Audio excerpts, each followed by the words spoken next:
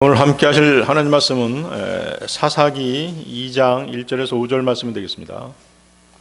사사기 2장 1절에서 5절 말씀. 찾으셨으면 제가 받들어 읽겠습니다.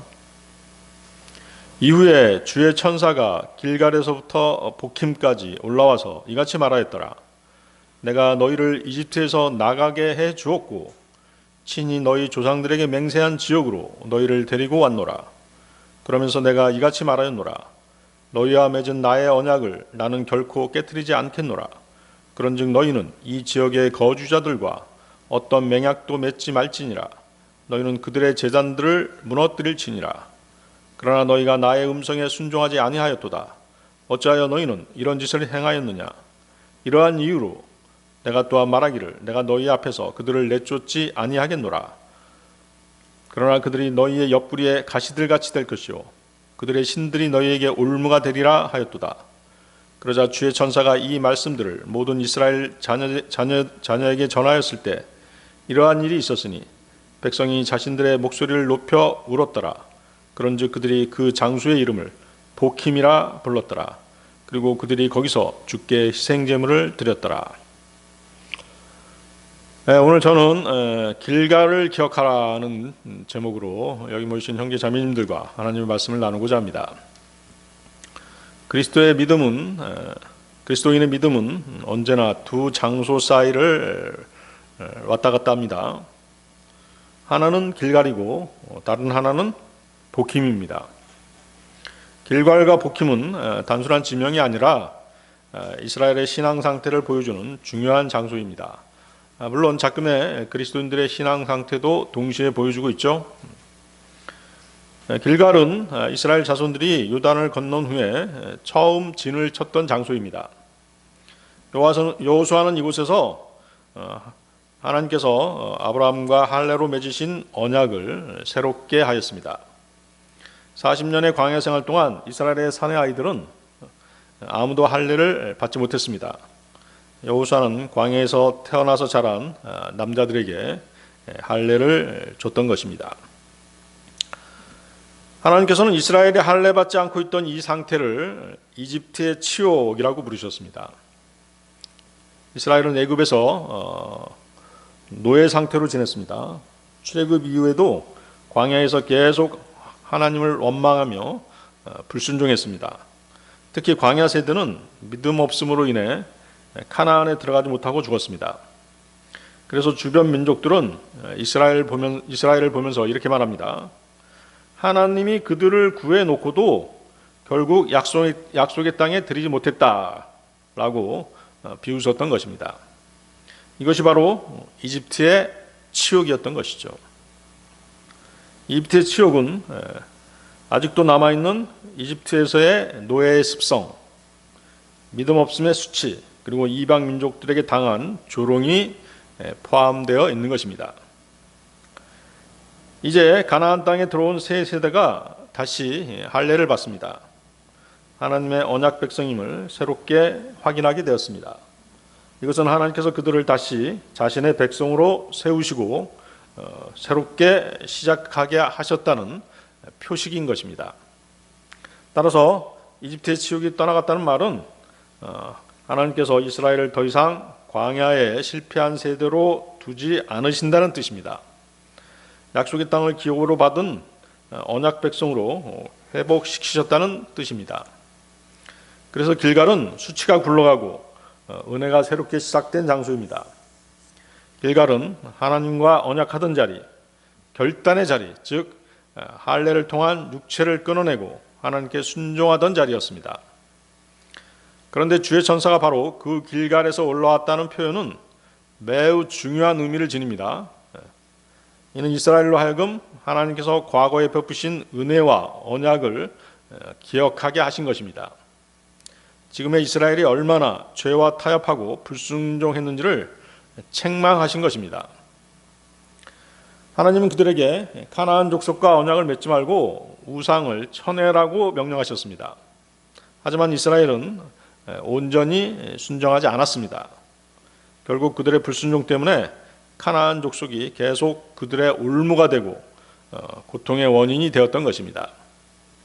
이스라엘은 가나안에 들어올 때 하나님의 많은 기적들을 보았습니다. 요단강을 건넜고 여리고성이 무너지는 역사를 체험했습니다. 대적들이 패배해서 도망가는 모습도 보았습니다. 그러나 시간이 흐르자 그들은 가나안과 타협했습니다. 그들의 우상과도 함께했습니다. 하나님을 부분적으로만 순종했던 것입니다. 그 결과 하나님께서는 길갈에서 보킴까지 직접 찾아오셨습니다. 그리고 그들을 책망하신 것입니다. 그리고 백성들이 주의 천사의 말씀을 듣고 울었던 곳이 바로 보킴입니다. 보킴이라는 이름 뜻은 우는 자들이라는 뜻입니다. 보킴에서의 울음은 하나님의 말씀 앞에서 두려움과 양심의 찔림을 느꼈기 때문입니다. 그러나 그들의 회개는 지속적인 순종으로 이어지지는 못했습니다. 즉 그들은 울기는 했지만 삶 전체를 완전히 돌이키지는 못한 것이죠. 보킴은 실패 후에 우는 자리, 타협의 결과로 통곡하는 자리, 하나님 앞에서 책망받는 자리였습니다. 그래서 길갈과 보킴은 서로 대조되는 의미를 갖습니다. 길갈이 하나님과의 언약의 승리의 출발점이었다면 보킴은 불순종으로 인한 슬픔과 실패를 경험하게 된 장소였던 것이죠. 오늘 읽은 본문은 하나님께 받은 은혜를 잊고 세상과 타협하게 되면 결국 영적인 눈물과 고통이 찾아온다는 사실을 보여주고 있습니다. 오늘날 많은 성도도 마찬가지입니다. 처음 은혜 받았던 때 그때는 어땠습니까? 여러분 한번 기억해 보세요. 복음의 진리에 대해서 아주 열성적이었죠. 열심히 뜨겁게 기도했습니다. 죄를 멀리하려고 했습니다. 하나님을 두려워했던 것입니다. 그런데 시간이 지나면서 육신과 세상과 타협하게 되었습니다. 영적 긴장이 사라졌죠. 결국 복힘에서 울음을 터뜨리게 되었던 것입니다. 오늘 본문은 단순히 왜 울었냐를 묻지 않습니다. 오히려 왜 길갈을 떠났느냐를 묻고 있는 것입니다. 길갈을 기억하라. 첫 번째, 길갈은 언약과 결단의 자리였다. 길갈은 언약과 결단의 자리였다. 여러분들 여호수아 5장 4절에서 9절 말씀 보십시오. 여호수아 5장 4절에서 9절 말씀.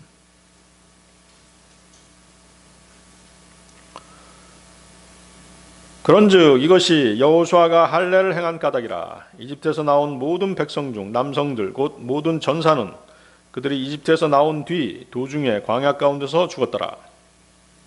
이때 빠져나온 모든 백성은 할례를 받았더라. 그러나 그들이 이집트에서 빠져나왔을 때 도중에 광야 가운데서 태어난 모든 백성인 저들에게는 그들이 할례를 행하지 아니하였더라.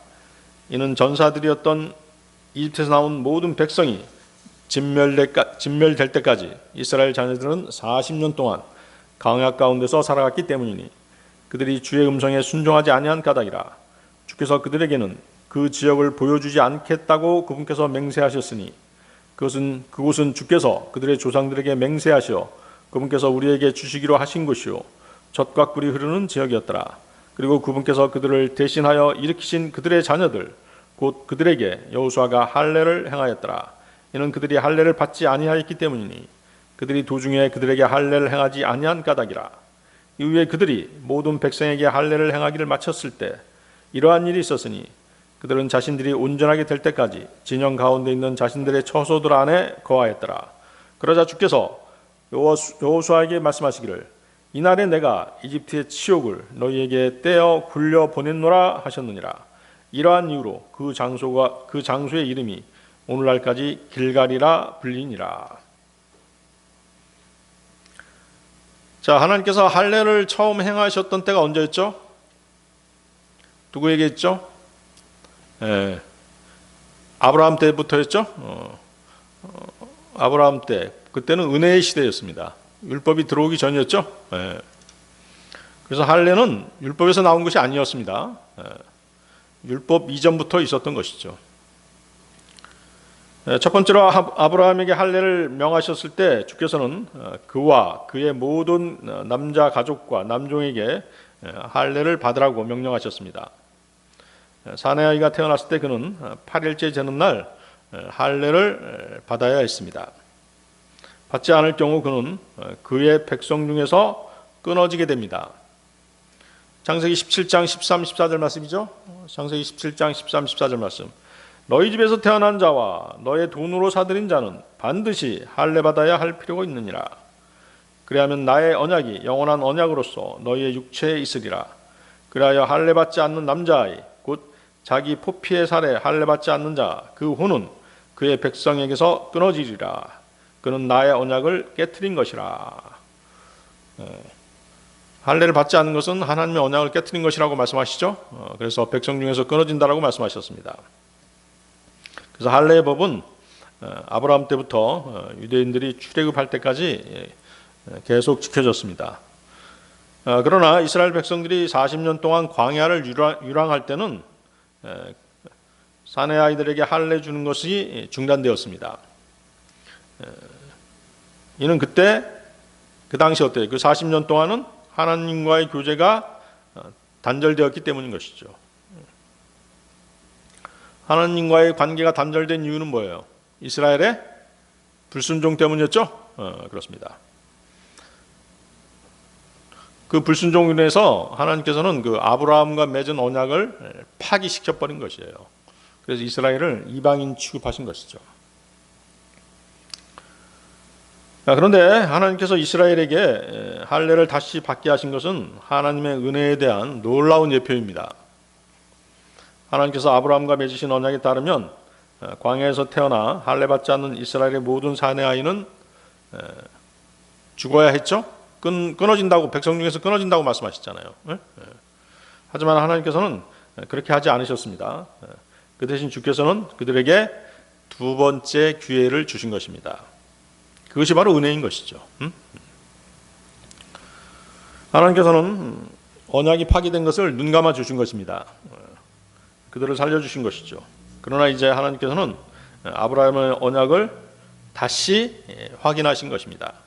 그들에게 할례를 받으라고 말씀하신 것입니다. 하나님께서는 신약시대의 주의 자녀들도 마찬가지로 대하십니다. 만일 하나님께서 주님과의 교제가 끊어진 그리스도인들을 오랫동안 바로잡으시는 대신 모두 죽이셨다면 살아서 예비한 사람이 한 사람도 없었겠죠? 그렇겠죠? 그렇잖아요. 우리가 죄 때문에 하나님과의 교제가 끊어지잖아요. 하나님께서는 실족한 그리스도인들에게 은혜와 자비를 베푸셔서 그들이 교제 안에 다시 돌아오도록 촉구하고 계신 것입니다. 오랫동안 참아주시는 것이죠.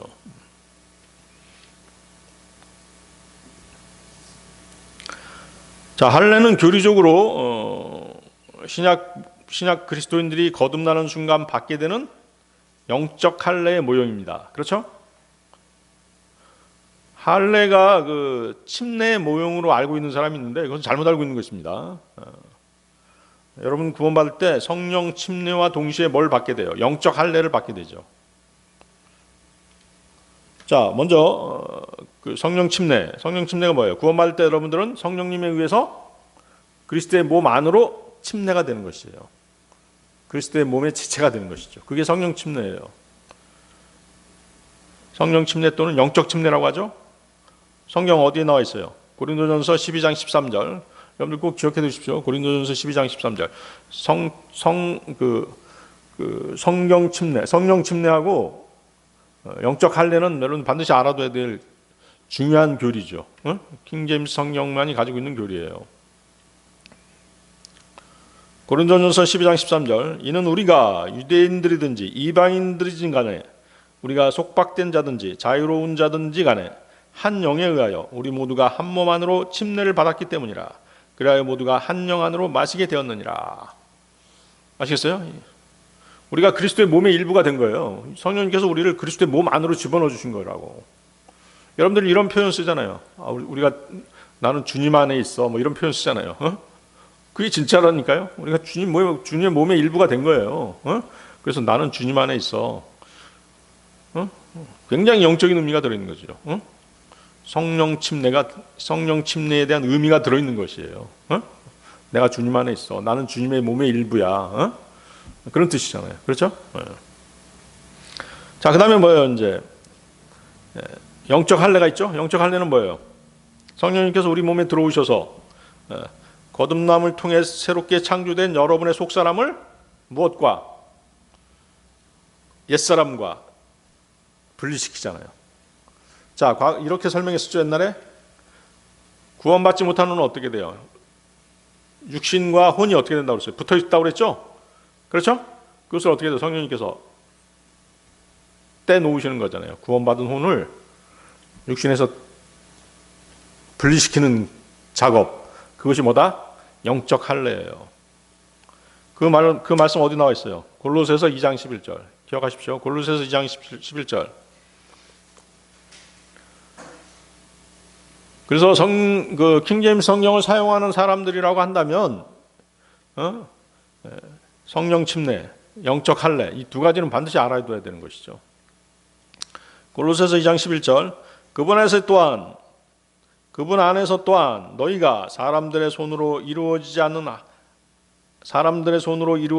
할례로 할례 받았으니 그리스도의 할례로 육신의 죄들의 몸을 벗게 되었느니라. 영적 할례 또는 그리스도의 할례죠. 영적 할례 또는 그리스도의 할례.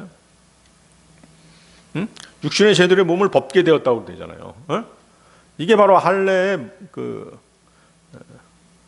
할례가 뭐예요? 이 그리스도의 할례의 모형인 것이에요. 아시겠습니까? 자, 6절 다시 보십시오. 돌아가서 6절. 여호수아 5장 6절 보십시오. 그들이 주의 음성에 순종하지 아니한 까닭이라. 자, 이 불순종은 어떤 불순종이죠? 이스라엘이 그 가나안 정복 전쟁에 들어가기 전에 앞서서 정탐꾼들을 보냈죠. 12명의 정탐꾼을 보냈습니다. 그런데 그 10명의 정탐꾼은 악한 보고를 가져왔죠. 그들은 백성들이 그 땅에 들어갈 수 없을 것이라고 그렇게 말하면서 하나님의 말씀에 대적했던 것이죠. 그렇지만 이제 2명의 염탐꾼 여호수아와 칼렙만은 그들에게 능히 정복할 수 있다는 그런 복음을 전파했던 것입니다. 민수기 13장 30절이죠. 우리가 당장 올라가서 그곳을 소유하자. 이는 우리가 그곳을 능히 정복할 수 있기 때문이라. 그런데 백성들은 어땠어요? 그 복음을 믿지 않았죠. 그 결과 그 땅에 들어가 싸워서 땅을 차지해야 될 사람들이 광야에서 모두 죽게 되었던 것입니다. 이것은 여러분이 세상과 육신 그리고 마귀와 싸우기를 거부하면 하나님께서 여러분에게 주신 축복을 잃어버린다는 그런 의미인 것이에요. 신학적으로 옮겨와 보면 아시겠죠? 그러니까 문제는 뭐예요? 우리의 죄와 불신에 있는 것이죠. 거듭난 성도는 의를 행해야 됩니다. 그리고 믿음의 선한 싸움을 끝까지 싸워야 되는 것이죠. 타협하면 안 되는 것이에요. 타협하면 일시적으로는 아주 흥해 보입니다. 그렇지만 어때요? 결과적으로 어때요? 모래 씹는 그런 일이 되는 것이에요. 반대로 의를 행하는 사람들은 절대는 불편하죠. 고난이 많을 수도 있어요. 하지만 결국 하나님께서 그 사람들을 축복하시는 것이에요. 디모데전서 6장 12절이죠. 믿음의 훌륭한 싸움을 싸우라. 영생을 붙잡으라.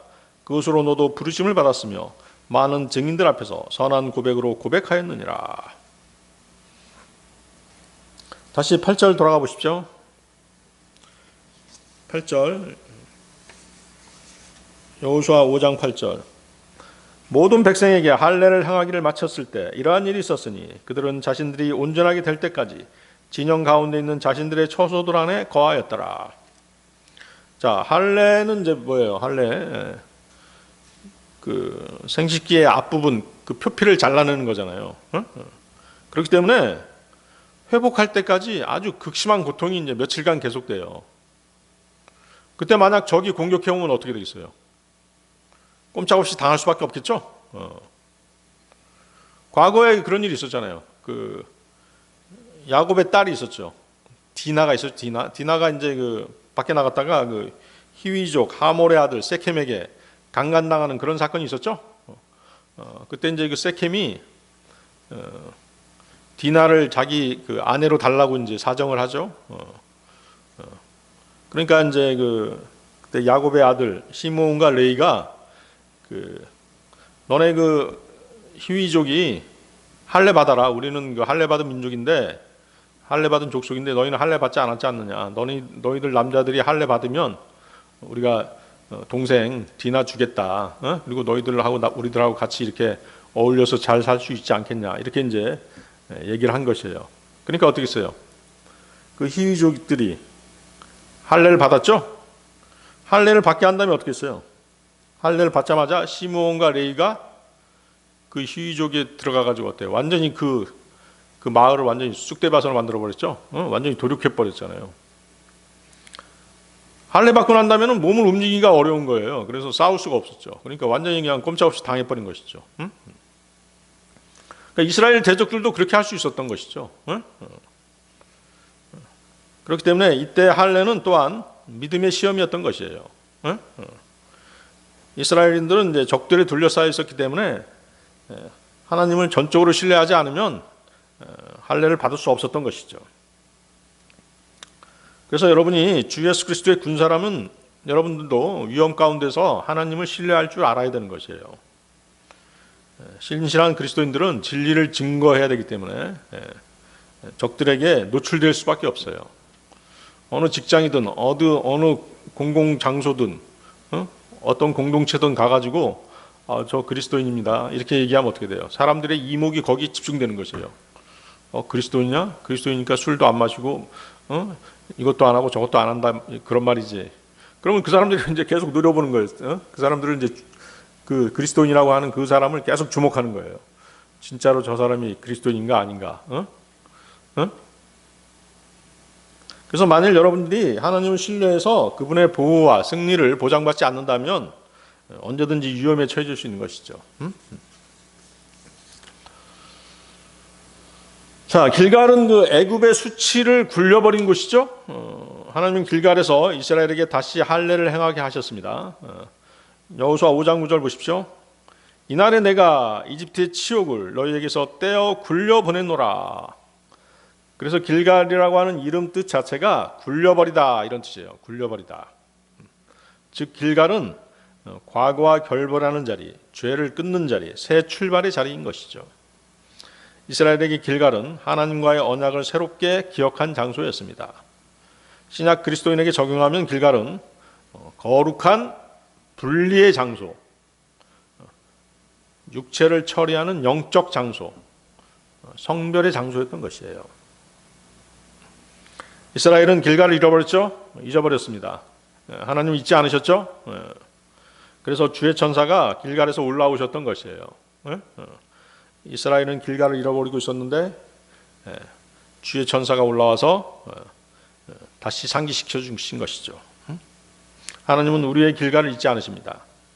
우리의 첫 기도, 첫 회개, 첫 사랑, 첫 헌신을 기억하시는 분이세요. 여러분들 그 하나님께 처음 기도했던 그 기억 있으신가요? 저는 아주 생생하게 기억해요. 너무 빨리 응답이 돼가지고 기도를 안 하다가 갑자기 하니까 이제 하나님께서 놀라셨는지 너무 빨리 응답을 해주셔가지고 그때 기도의 위력, 기도의 위력을 새삼 깨달았던 그런 때가 있었죠. 하나님께서는 이런 것들을 다 기억하신다니까요. 전지전능하신 분이 왜 그런 걸 모르시겠어요? 그런데 어때요? 우리는 그걸 다 잃어버리고 살죠? 잊어버리고 삽니다. 주님은 에베소 교회에게 이렇게 말씀하셨습니다. 계시록 2장 4절인데요. 그럼에도 불구하고 내가 너를 반대하는 것이 다소 있나니 내가 너의 처음 사랑을 버린 까닭이라. 첫사랑을 왜 버렸냐? 하나님께서 말씀하시잖아요. 그러니까 믿음의 위기, 신앙의 위기는 첫 은혜, 첫사랑을 잊어버렸을 때 시작되는 것이에요. 에베소 교회에 대한 책망은 이스라엘이 하나님에 대한 사랑을 버렸을 때 그때가 연상되잖아요. 그렇죠? 에레미야서 2장 2절입니다.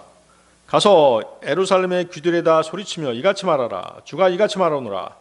내가 너를 곧 너의 젊은 시절의 친절과 너의 정원 기간의 사랑을 기억하노니 씨가 뿌려지지 아니한 지역인 광야 가운데로 내가 나를 따라 들어갔을 때라.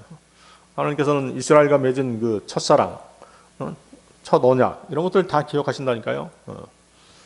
왜 잊어버렸냐 지금 책망하시고 계시잖아요. 그래서 주 하나님께서는 첫사랑을 기억하시는 분이세요. 이스라엘을 잊어버리시도 버리지도 않으시는 분이시죠. 그러나 이스라엘은 주님의 사랑을 버렸죠. 이스라엘은 카나안의 우상들과 행음에 빠진 것입니다. 구약 이스라엘과 하나님과의 관계가 부부로 묘사된 것처럼 신약교회에서는 교회와 그리스도가 아내와 남편으로 그려지죠. 고린도후서 11장 2절 3절 말씀입니다. 고린도후서 11장 2절 3절 말씀. 이는 내가 경건한 질투로 너희를 질투하기 때문이니 내가 너희를 한 순결한 처녀로서 그리스도께 제시하려고 내가 너희를 한 남편에게 정혼시켰기 때문이라. 그러나 그 뱀이 이브를 그의 관귀함으로 기만한 것 같이 어떤 방식으로든 너희의 생각들이 그렇게 그리스도 안에 있는 단순함에서 떠나 변질될까 내가 두려워하노라. 그래서 우리 그리스도인들은 예수 그리스도 우리 주님과 정원한 상태에 있는 것이죠. 그래서 에베소 교회에 가해지는 책망은 그들이 성경 말씀이라든가 교회에 관계된 명령 혹은 성경적 교리를 지키지 않았다는 것이 아니었습니다. 에베소 교회는 강한 정통성을 지니고 열심히 일하는 교회였고 성별된 교회였습니다. 그러나 차츰 처음의 열정이 점점점 사라지기 시작한 것이에요. 믿음이 아닌 의식적이고 형식적으로 되어가면서 그 처음 사랑을 잊어버린 것이죠. 그래서 주 예수님에 대한 처음 사랑을 유지하는 것은 어떤 그리스도인에게나 무척 어려운 일입니다. 처음 복음을 접하고 예수 그리스도의 죽음을 통해 그분의 희생과 사랑에 감동의 눈물을 흘렸었습니다. 감사했습니다. 그러나 시간이 흐르면서 생활에 대한 염려와 육신과 세상의 욕망 등이 그의 믿음을 점점 형식적으로 만들어 버렸던 것이죠. 우리는 주님에 대한 첫사랑을 끝까지 간직해야 되는 것입니다. 더 굳건한 믿음으로 더 많은 은혜 가운데 성장해야 하는 것입니다. 그분을 향한 감사와 사랑을 잃지 말아야 되는 것입니다. 그분을 섬기는 마음을 계속 유지하는 것, 그것이 중요한 것입니다. 길가를 기억하라. 두 번째, 죄와의 타협은 복힘으로 가는 길이다. 죄와의 타협은 복힘으로 가는 길이다. 여러분들 아까 읽었던 사사기 2장 1절 3절 보십시오. 사사기 2장 1절에 3절 말씀.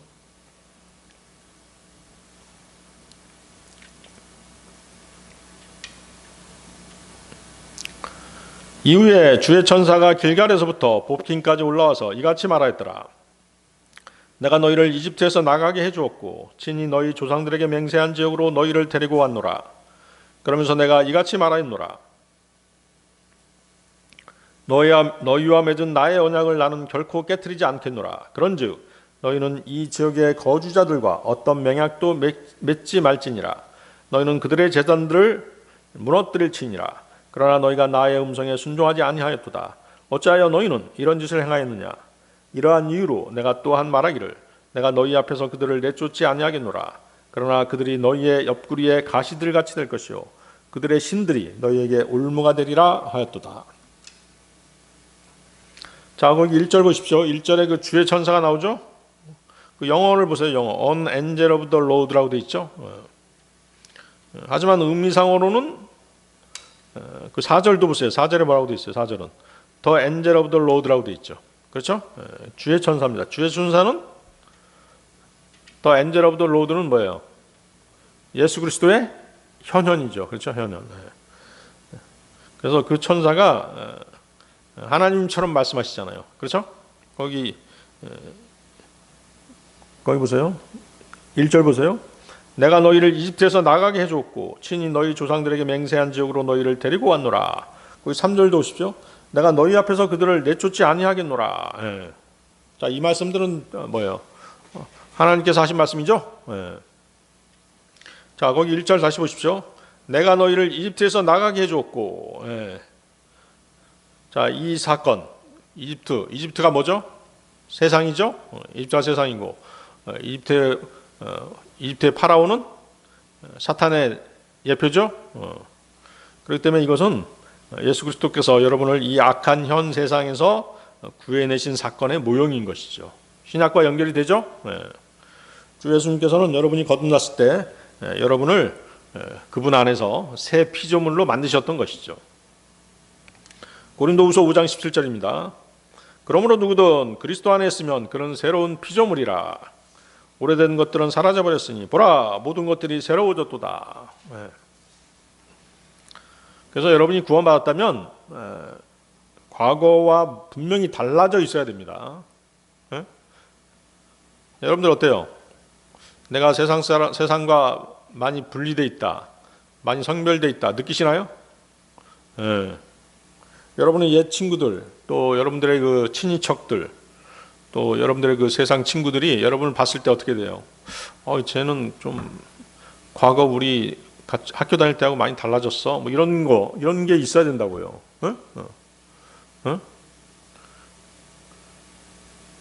그 변화가 무엇인지는 그들은 잘 몰라요. 단지 이제 내가 구원받았어, 나 교회 다녀, 뭐 이런 말 정도는 이제 그 말을 통해서 이제 어느 정도는 느끼고 있죠. 그렇지만 과거의 제가 아니야. 과거의 그 철수가 아니야. 과거의 영자가 아니야. 이거 알잖아요. 세상 사람들 눈으로 봤을 때도 뭔가 달라졌다는 걸 알 수 있어야 되는 것이에요. 근데 그게 없다면 어떻게 돼요? 문제가 있는 거죠, 이거는. 집에서도 마찬가지예요. 자기 형제들, 누나라든가 동생이라든가, 형이 옛날하고 많이 달라졌어. 그런 얘기가 나와야 되잖아. 누나가 옛날하고 많이 달라졌어. 뭐 때문이지? 그런 느낌이 들어야지 바로 뭐예요? 진짜 달라진 것이에요. 성별된 삶을 살기 시작한 것이라고. 그게 없다면 문제가 있는 것이죠. 자기 믿음을 한번 점검해 봐야 되는 것입니다. 구원받았을 때 여러분들은 어때요? 영적으로 사탄이 지배하는 그 현 세상 체계에서 분리된 것이에요. 사탄의 자녀들로부터도 분리된 것이죠. 에베소서 2장 2절에서 6절이죠. 에베소서 2장 2절에서 6절. 지나간 때에는 너희가 그것들 가운데 이 세상의 경륜을 따르고 불순종의 자녀들 안에서 지금 활동하는 영, 곧 공중권세의 통치자를 따라 살아갔느니라. 지나간 때들에는 우리 모두가 그들 가운데 육신과 생각의 욕망들을 이루며 우리 육신의 정욕들 안에서 우리의 생활 방식을 유지하였으니 다른 이들과 똑같이 본질상 진노의 자녀들이었느니라. 그러나 하나님 곧 자비가 부유하신 그분께서는 우리를 사랑하신 자신의 위대한 사랑으로 인하여 실로 우리가 죄들 가운데 죽었던 때 우리를 그리스도와 함께 되살아나게 하셨느니라. 은혜로 너희가 구원받았느니라. 그리고 우리를 함께 일으키셨으며 우리를 그리스도 예수 안에서 하늘의 처소들에 함께 앉히셨느니라. 거기 에베소 2장 6절 찾으셨나요? 거기 한번 찾아보십시오. 그래서 그 영적으로 사사기 2장 1절과 비교를 한번 해보세요. 너희를 이집트에서 나가게 해주었고 친히 너희 조상들에게 맹세한 지역으로 너희를 데리고 나오신 것이죠. 이것이 바로 뭐예요? 신약 구원의 모형이잖아요. 그렇죠? 그 다음에 보세요. 에베소 2장 6절에서 어떤 말씀이 있어요? 우리를 함께 일으키셨으며 우리를 그리스도 예수 안에서 하늘의 처소들에 함께 앉히셨느니라. 자, 이거하고 대칭되는 구절 사사기 2장 1절이죠? 내가 이같이 말하노라. 너희와 맺은 나의 언약을 나는 결코 깨뜨리지 않겠노라. 언약을 깨뜨리지 않는 것, 그것과 우리를 그리스도 예수 안에서 하늘의 처소들에 함께 앉히셨느니라. 이거하고 연결이 되죠. 신학적인 용어는 뭐라고 그래요? 구원에 대한 영원한 보장. 구원에 대한 영원한 보장이죠. 그렇죠?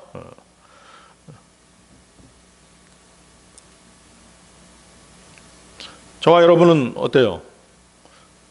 영원한 생명을 받은 것이지 조건부로 생명을 받은 게 아니잖아요. 그렇죠? 우리가 아까 어떤 얘기했어요? 영적 침례 얘기했잖아요. 우리가 주님의 몸의 일부라고 말씀드렸죠. 그러니까 우리가 어때요? 그리스도와 함께 하늘의 처소에 함께 앉혀져 있는 것이에요. 이해하시겠어요? 우리가 그리스도 안에 있기 때문에 주님과 함께 앉혀져 있는 것이죠. 로마서 8장 39절입니다. 로마서 8장 39절. 높음이나 깊음이나 어떠한 다른 창조물이라도 그리스도 예수 우리 주 안에 있는 하나님의 사랑으로부터 우리를 분리시킬 수 없으리라. 그렇죠? 그 어떤 것도 우리의 구원을 취소할 수 있는 것은 아무것도 없어요. 히브리서 13장 5절이죠. 너희의 생활 방식에 탐욕이 없게 하라. 그리고 너희가 가지고 있는 만큼 그런 것들로 자족하라. 이는 그분께서 말씀하시기를 내가 결코 너를 떠나지 아니하겠고 너를 버리지도 아니하겠노라.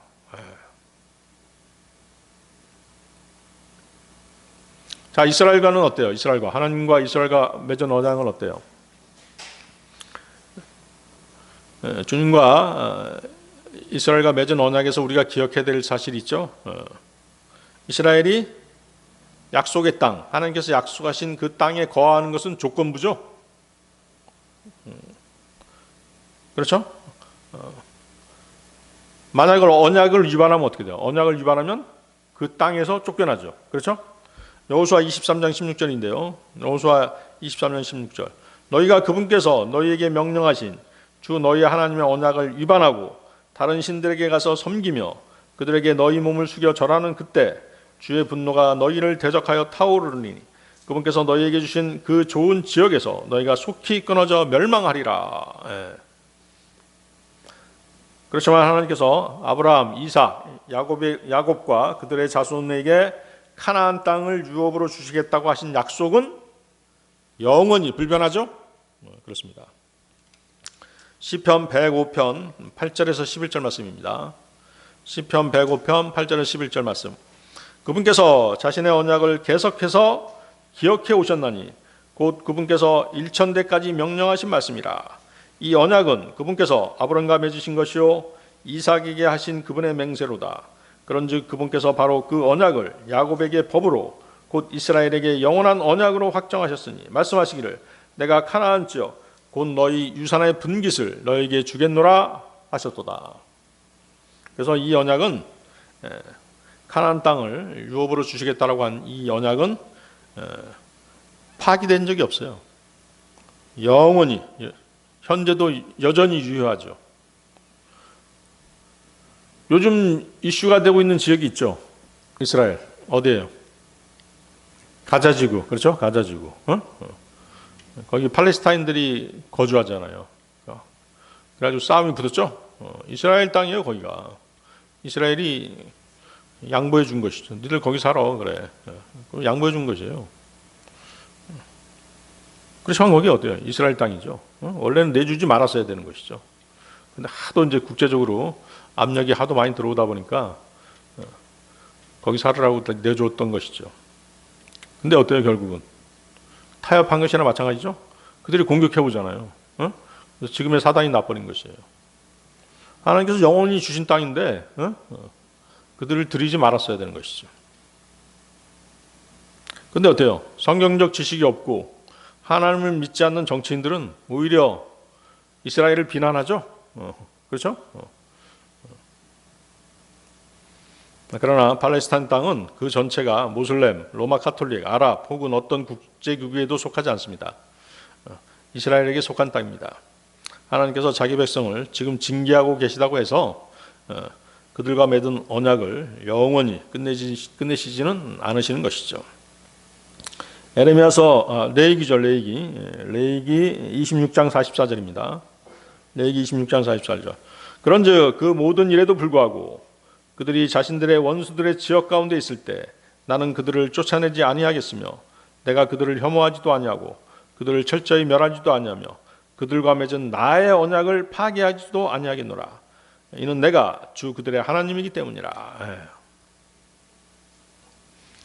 주님께서는 이제 재림하실 때 유대인들과 새 언약을 체결하실 것입니다. 그 새 언약은 영원한 언약이 될 것이고 다시는 파기되지 않을 것입니다. 에스겔서 16장 60절이죠. 에스겔서 16장 60절. 그럼에도 불구하고 나는 너의 어린 시절의 날들에 너와 함께한 나의 언약을 기억하겠으니 나는 영원한 언약을 너에게 확립하겠노라. 다시 사사기 2장 2절로 돌아가 보십시오. 사사기 2장 2절. 너희는 이 지역의 거주자들과 어떤 맹약도 맺지 말지니라. 너희는 그들의 제단들을 무너뜨릴지니라. 자, 이 구절은 이제 우리 신약 그리스도인들에게 적용하면 뭐가 될까요?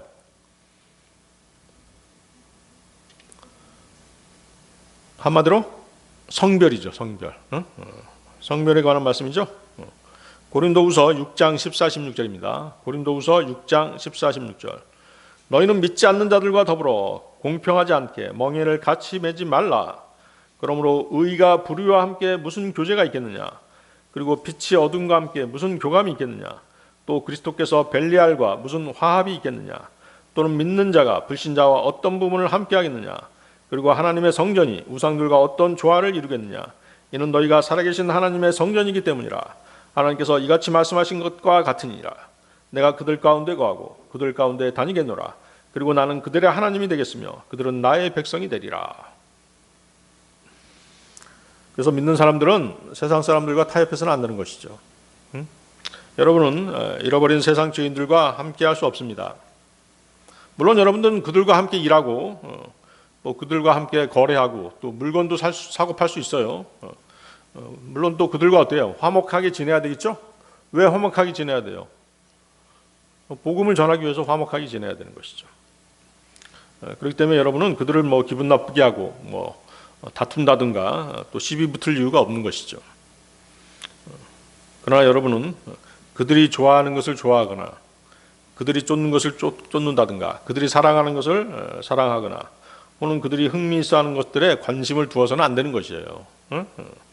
그들이 숭배하는 것을 받아들이거나 또 그들이 높이는 것을 똑같이 높여서는 안 되는 것입니다. 거기 2, 3절 다시 보십시오. 2절 3절. 너희가 나의 음성에 순종하지 아니하였도다. 어찌하여 너희는 이런 짓을 행하였느냐. 이러한 이유로 내가 또한 말하기를 내가 너희 앞에서 그들을 내쫓지 아니하겠노라. 그렇게 돼버린 것이죠. 지금의 이스라엘이 그렇게 돼버린 것이에요. 그래서 신약과 다르게 구약의 약속들, 율법에 관계된 약속들은 행위와 관련이 있잖아요. 행위와 관련이 있습니다. 그렇다면 신약 성도들은 이 본문을 구원이 아닌 뭐에 맞춰야 돼요? 뭐에 맞춰야 될까요? 섬김에 맞춰야 돼요. 섬김에 맞춰야 되는 것이에요.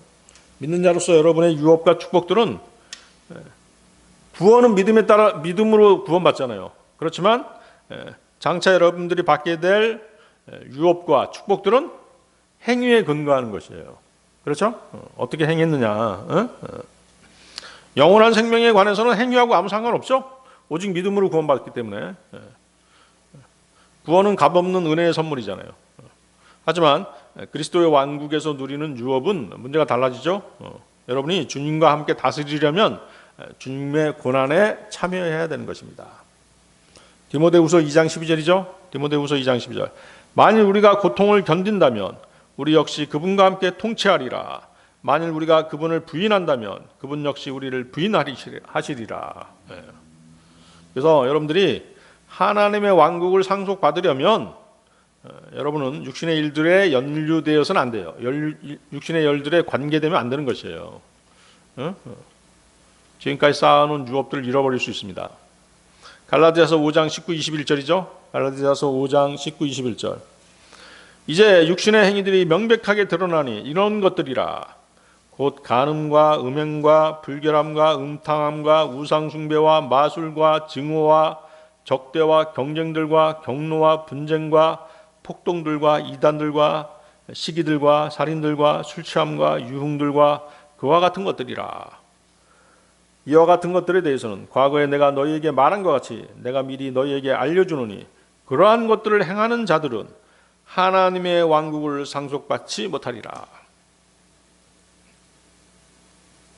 아시겠어요? 이 갈라디아서만 있는 것도 아닙니다. 로마서도 찾아보면 육신의 일들을 쫙 나열하고 있어요. 그런 것들에 관계되면 여러분들이 그 지금까지 쌓아놓은 하나님의 왕국에서의 유업을 상실하는 것이에요. 자, 사사기 2장 3절부터 보십시오. 사사기 2장 3절. 그들이 너희의 옆구리에 가시들같이 될 것이요 그들의 신들이 너희에게 올무가 되리라. 신약 교리와 정확하게 일치하죠. 세상에 친구가 되고자 하면 여러분은 반드시 실족하거나 타락하게 되는 것이에요.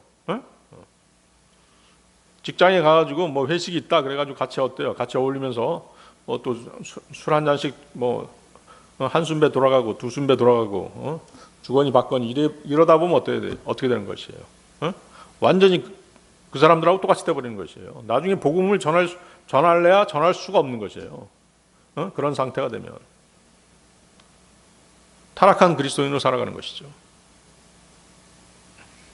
그래서 야고보서 4장 4절입니다. 야고보서 4장 4절. 너희 간음하는 남자들과 간음하는 여자들아 세상의 친구가 되는 것이 하나님과 원수가 되는 것임을 너희가 모르느냐? 그러므로 누구든지 세상의 친구이길 원하는 자는 하나님의 원수가 되느니라. 여러분들이 그래서 잘 생각해 봐야 되는 것이에요. 하나님의 원수로 살 것이냐 세상의 친구로 살 것이냐. 세상의 친구가 되면 하나님과 원수가 된다는 사실이죠.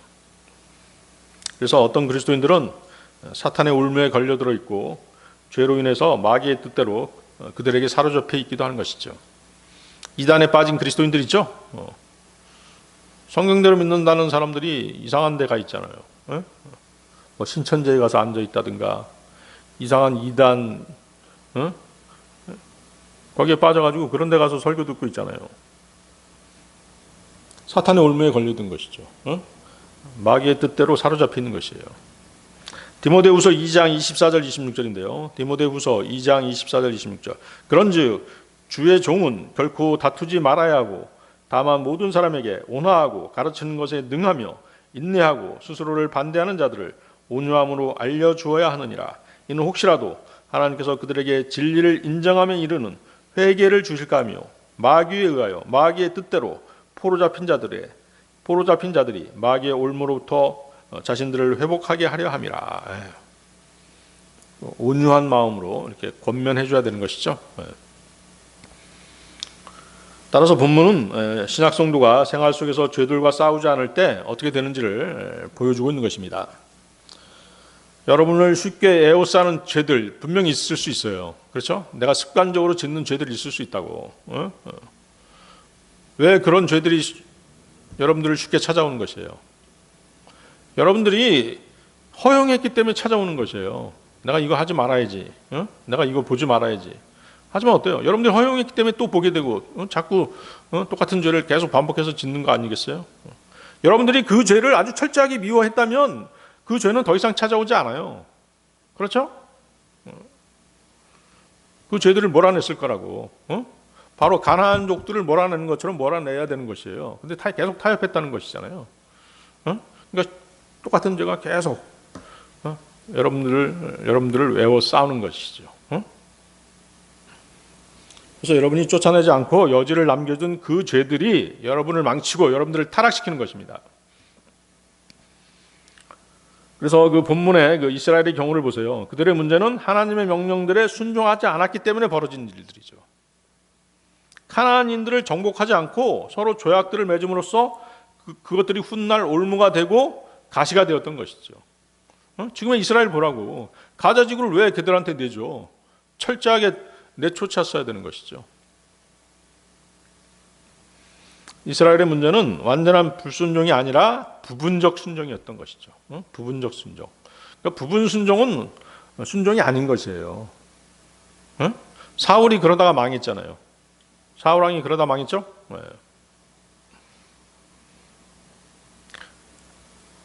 이스라엘은 하나님을 완전히 버리지 않았습니다. 그러나 가나안 족속을, 하나님께서 진멸하라고 하신 가나안 족속을 완전히 진멸하지 않았어요.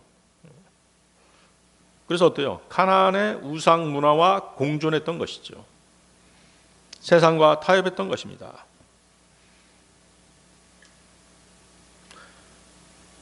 그래서 하나님께서 뭐라고 말씀하셨어요? 너희는 이 지역의 거주자들과 어떤 맹약도 맺지 말지니라.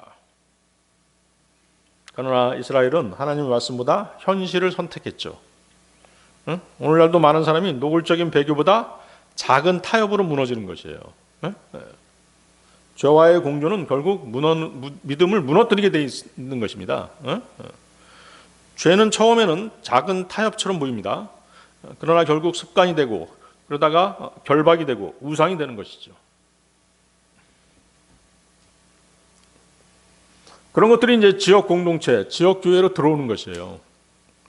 그러면서 이제 교회도 무너지는 것이죠. 작은 어떤 틈, 뚝이 무너지는 것은 큰 구멍 때문에 무너지는 게 아니잖아요. 작은 틈, 거기서 물이 새기 시작하면서 무너지잖아요. 교회도 마찬가지라는 것이죠. 여러분들 아칸 아시죠? 아칸? 아칸은 그 여리코성 전투에서 바벨론 외투와 은 그리고 금덩어리를 숨겼죠. 그것을 이제 하나님께 바쳐야 되는데 숨겨버렸어요. 작은 탐심이 공동체 전체를 무너뜨렸잖아요. 여리코성 다음에 아이성 전투에서 어때요? 이스라엘이 패배하잖아요. 죄는 개인적인 것 같지만 결국은 공동체를 무너뜨리게 돼 있는 것이에요. 그쪽 사람 좀 이상합니다. 저쪽 성경적이지 않아요. 저 사람. 그러니까 사귀지 마세요. 그렇게 얘기하면 들어야 되는데 안 듣잖아요. 오히려 그쪽으로 딸려가 버리잖아요. 갈라디아서 5장 9절에 어떤 말씀이 있어요? 적은 누룩이 온 덩어리를 부풀게 하느니라. 적은 누룩이 온 덩어리를 부풀게 하느니라. 여러분들 끓는 개구리 증후군이라고 아세요? 끓는 개구리 증후군. 개구리를 갑자기 뜨거운 물에 넣으면 어때요? 개구리가 깜짝 놀라서 도망가 버려요. 근데 어때요? 미지근한 물에서 서서히 끓이면 어때요? 개구리가 못 느낀다고. 그러다가 점점점 온도를 높이면 어때요? 그 안에서 이제 못 느끼고 있다가 나중에는 어때요? 끓는 물에 죽게 되는 것이죠. 뭐 이론적으로 그렇다고 해요. 이론적으로. 실제는 안 그럴 거예요, 아마. 타협도 그렇습니다. 작은 변화가 점진적으로 일어날 때 사람은 유혹을 느끼지 못해요. 그러다가 나중에 결국 큰 위기에 빠지는 것이죠.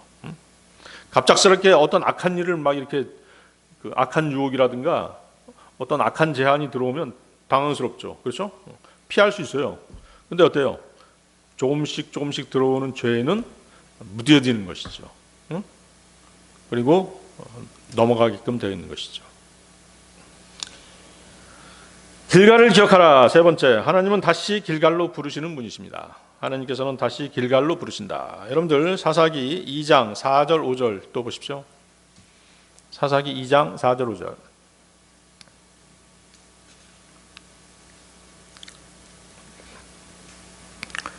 그러자 주의 천사가 이 말씀들을 들은 모든 이스라엘 자녀에게 전하였을 때,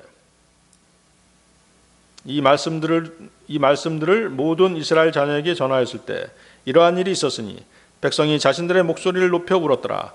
그런즉 그들이 그 장소의 이름을 보킴이라 불렀더라.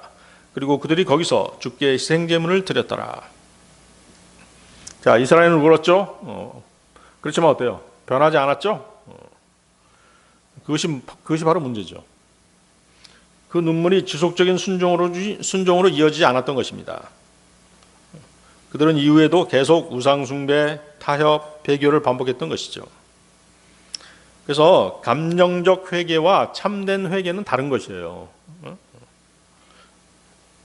육체의 처리가 없는 눈물, 죄를 끊지 못하는 회개, 감정만 있는 통곡은 결국 다시 옛 삶으로 돌아가 버리게 되는 것이죠. 그래서 그 아스핑크가 이런 얘기했죠. 길갈 없는 복힘은 오래가지 못한다. 길갈 없는 복힘은 오래가지 못한다. 여러분들 고린도후서 7장 10절 한번 보세요. 감정적 회개와 참된 회개가 어떤 것인지 한번 살펴봐야 되겠죠. 고린도후서 7장 10절.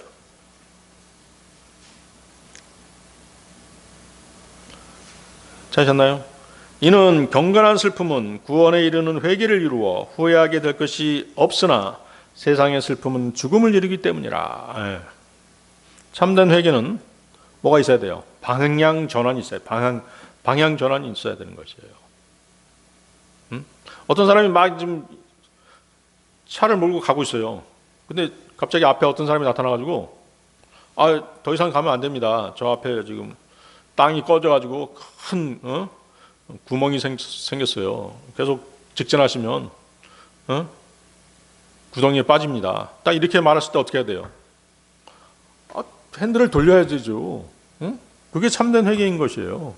방향 전환이 있어야 된다니까요.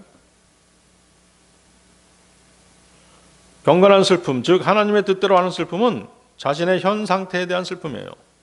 하나님의 뜻대로 하는 슬픔은 단순히 자기 비하나 절망이 아닙니다. 자신의 죄를 하나님 앞에 정직하게 인정하고 오직 하나님의 은혜만 붙드는 회개의 마음인 것이죠. 욥의 회개가 그랬죠? 욥기 42장 6절인데요. 이러한 이유로 제가 제 자신을 혐오하고 티끌과 재들 속에서 회개하나이다. 근데 어때요? 세상의 슬픔. 여기 세상의 슬픔이 나오잖아요. 하나님의 뜻대로 하는 슬픔이 바로 경건한 슬픔이에요. 근데 또 세상의 슬픔이 있단 말이죠. 세상의 슬픔은 자신이 한 일에 대한 슬픔입니다. 그것은 대개 자신의 죄에 붙잡혔다는 사실에 대한 후회죠. 예를 들면 이런 것이에요. 성경에 가룟 유다하고 시몬 베드로가 나오잖아요. 두 사람이 아주 완벽한 예를 보여주죠. 시몬 베드로와 유다 모두 어땠어요? 후회했죠? 그들 모두 죄를 자백했습니다. 그들 모두 대가를 치렀습니다. 유다는 결국 스스로 목을 매달았죠? 그렇지만 어때요? 베드로는 예수 그리스도 앞으로 되돌아왔죠. 유다는 결국 끝없이 깊은 구렁으로 들어갔죠? 베드로는 하늘 왕국에 들어갔죠? 유다와 베드로 모두 사도였습니다. 그들 모두 치유의 능력을 부여받았습니다. 그들 모두 주님과 함께 사역했습니다. 그들 모두 3년 반을 주님과 함께 했습니다. 그들 모두 요한의 침례로 침례받은 사람들이었습니다. 그러나 그 둘 사이에 차이점이 분명히 있었죠. 유다가 죄에 붙잡혔을 때는 세상의 슬픔이었던 반면 베드로는 하나님의 뜻대로 하는 슬픔, 경건한 슬픔을 지녔던 것이죠. 가룟 유다는 어땠어요? 예수님을 팔아버린 다음에 어떻게 했어요? 제사장들을 찾아갔죠? 그리고 뭐라고 얘기합니까? 죄책감이 든다. 아무래도 내가 잘못한 것 같다. 그렇게 말했죠? 그는 무죄한 피를 배반한 잘못을 저지른 것 때문에 슬펐던 것입니다. 누구나 실수하고 잘못할 수 있죠? 더욱이 누구든지 보통 그렇게 실수하고 잘못한 것을 회개하는 것이죠. 자신의 잘못으로 인해 밤새 괴로워하고 눈물을 흘릴 수 있습니다. 하지만 그것은 아무런 의미가 없다는 것이죠. 아무것도 변화시키지 못해요. 물론 밤새도록 울면 이제 속이 시원하겠지. 그렇다고 변화된 건 없다는 것이죠. 운다고 후회한다고 문제가 해결되지 않는 것입니다. 세상의 슬픔은 뭐냐면 내가 일을 이 지경으로 만들었어. 난 내 인생을 망쳤어. 내 인생은 엉망이야. 나는 정죄받았어. 나는 더 이상 아무것도 할 수 없어. 난 실패자야. 난 지금까지 아무것도 아니었어. 죽었으면 좋겠어. 라고 하면서 어디에 올라가는 것이에요? 한강 다리 위로 올라가서 자살하는 것이죠. 그것이 세상의 슬픔인 것이죠. 자살 대신 슬픔을 잊기 위해서 마약을 한다든가 술을 마신다든가 그것도 마찬가지예요. 그것도 세상 슬픔인 것이죠. 그것들의 결말은 결국은 어때요? 죽음일 뿐인 것이죠. 그렇지만 경건한 슬픔, 하나님의 뜻대로 하는 슬픔은 주 하나님께로 돌이키는 것입니다. 주 하나님, 저는 제 안에 선한 것이 없음을 압니다. 지금까지 제 힘으로는 주님 앞에 의로울 수 없었습니다. 앞으로도 제 자신만으로는 결코 변화될 수 없습니다. 저는 죄로 인해 하나님 앞에 설 수 없는 그런 인간입니다. 주께서 자비를 베풀지 않으시면 저는 아무 소망도 없는 사람입니다. 그러나 예수 그리스도의 그 보혈로 인해서 또 그분이 죽으시고 장사 지니시고 장사되시고 성경 기록될 대로 3일 만에 살아나신 그 사실로 인해 그 주님의 은혜로 인해 제가 구원받았습니다. 주님 저를 다시 새롭게 하시고 제 안에서 주님의 뜻을 이루어 주시옵소서. 저는 제 자신을 신뢰하지 않고 오직 주님의 자비와 능력만을 의지하겠습니다. 이랬을 때 이것이 바로 진정한 회개인 것이죠. 그래서 진정한 회개는 가룟 유다처럼 절망으로 끝나는 그런 후회와 근심이 아니라는 것이죠. 베드로처럼 자신을 깨닫고 주님의 은혜로 돌아가는 슬픔이 바로 진정한 회개인 것이에요. 그래서 결국 하나님의 뜻대로 하는 슬픔의 핵심은 나는 끝났다가 아니라 나는 스스로, 내 스스로는 소망이 없지만 그리스도 안에서 하나님께서 나를 새롭게 하실 것을 믿습니다. 라는 그 믿음의 회개인 것이죠. 그래서 눈물보다 중요한 것은 누구에게로 돌아가느냐, 그것인 것이에요. 진정한 회개는 단순한 감정이 아니라 삶의 방향 전환입니다. 누구에게로? 하나님에게로. 그래서 가룟 유다와 베드로 두 슬픔은 두 가지 종류의 서로 다른 두 종류의 후회를 낳았죠. 베드로는 회개하고 나서 어땠어요? 회개하고 나서 그 오순절에 3,000명 가량의 사람들을 그리스도께로 이겨왔잖아요. 그렇죠? 그렇지만 가룟 유다는 어땠어요? 후회한 뒤에 밖에 나가서 목매달아 죽었잖아요. 그리고 자기 처소로 돌아갔죠. 가룟 유다의 처소가 어디였어요? 끝없는 구렁이었죠. 그쪽으로 다시 돌아갔죠. 자, 여러분들 호세아서 6장 1절 2절 보십시오. 호세아서 6장 1절 2절.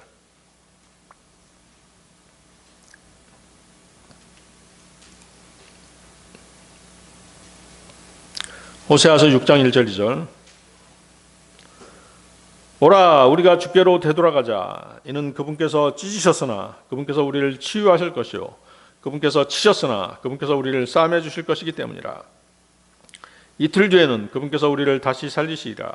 셋째 날에는 그분께서 우리를 일으키시리니 우리가 그분의 목전에서 살게 되리라. 이틀 뒤는 뭐죠? 대환란의 끝이죠. 대환란의 끝. 그래서 이제 호세아서 6장 1, 2절은 주님의 재림에 관한 구절입니다. 그래서 이틀 뒤는 대환란의 끝. 셋째 날은 천년왕국이 시작되는 날이죠. 그래서 하나님의 달력에 있는 7번째 날은 천년왕국의 날입니다. 그래서 주 예수 그리스도의 초림 후에 있을 세 번째 날인 것이죠. 1절 보세요. 오라 우리가 주께로 되돌아가자. 지금 이스라엘은 주께로 되돌아가지 못하고 있죠. 이스라엘은 결국 대환란을 통해서 정련된 후에 주님께 되돌아가게 될 것입니다. 2000년 전에 오셨던 그분, 2000년 전에 오셨던 그분이 바로 자신들의 진정한 메시아였음을 깨닫게 될 것입니다. 1절 계속 보세요. 이는 그분께서 찢으셨으나 그분께서 우리를 치유하실 것이요 그분께서 치셨으나 그분께서 우리를 싸매 주실 것이기 때문이라. 하나님께서는 책망하실 뿐 아니라 회복으로 부르시는 분이십니다. 주의 천사는 책망하셨지만 완전히 버리지 않으셨죠? 사사기 전체는 넘어짐, 부르짖음, 회복, 이것이 계속 반복되고 있는 것이 사사기예요. 그런데 어떻게 하나님께서는 계속 배반해도 포기하지 않으시죠? 그래서 우리의 신앙은 다시 길갈로 되돌아가는 것입니다. 길갈을 기억해야 되는 것이죠. 우리는 처음 기도의 자리, 처음 순종의 자리, 처음 눈물의 자리로 되돌아가야 됩니다. 다윗은 회개 후에 이렇게 기도했죠. 시편 51편 10절인데요. 시편 51편 10절. 오 하나님이여 제 안에 정결한 마음을 창조하소서. 그리하여 바른 영을 제 안에서 새롭게 하소서. 믿음의 회복은 처음 사랑으로 되돌아가는 것입니다. 자, 오늘 설교의 결론입니다. 하나님은 오늘도 길갈에서 보킴까지 찾아오십니다. 왜 그러실까요? 우리를 정죄하기 위해서가 아니죠. 다시 처음 사랑으로, 다시 처음 순종으로, 다시 처음 은혜로 돌아오게 하시기 위해서인 것이죠. 자, 여러분들은 지금 어디 계십니까? 길갈입니까? 보킴입니까? 혹시 보킴에서 후회하고 울고 있다면 하나님은 다시 길갈로 부르십니다. 요엘 선지자는 이렇게 말했죠. 요엘서 2장 13절입니다. 너희 의복들을 찢지 말고 너희 마음을 찢으며 주 너희 하나님께 돌이키라. 이는 그가 은혜롭고 자비로우며 분노를 늦추고 대단히 친절하여 해악에 대해 스스로 돌이키시기 때문이라. 참된 회개는 하나님께로 돌이키는 것입니다. 그러므로 오늘 이 시간 이후 여러분들은 쉽게 에워싸는 죄들을 끊어내야 됩니다. 세상과 육신과 타협하지 말아야 합니다. 다시 처음 사랑으로 돌아가는 여러분들 되시기 바랍니다. 기도하시겠습니다.